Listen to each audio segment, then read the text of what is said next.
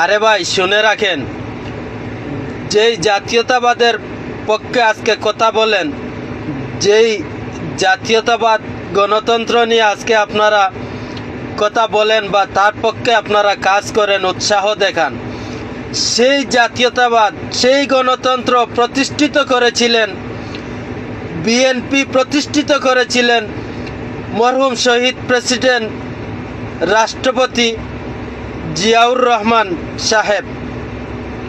তিনি একনায়কতন্ত্র ভেঙে এই গণতন্ত্র, এই জাতীয়তাবাদকে প্রতিষ্ঠিত করেছিলেন এই বাংলাদেশে। আর আজ তোমরা বিএনপির বিপক্ষে কথা বলো।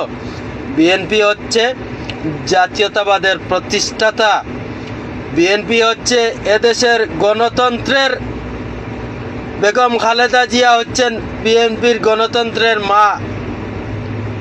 দেশ নায়ক তারেক রহমান ওনার দীর্ঘ সময় ধরে উনি গণতন্ত্রের জন্য লড়াই করে যাচ্ছেন এবং এখনও যাচ্ছেন। কাদের জন্য?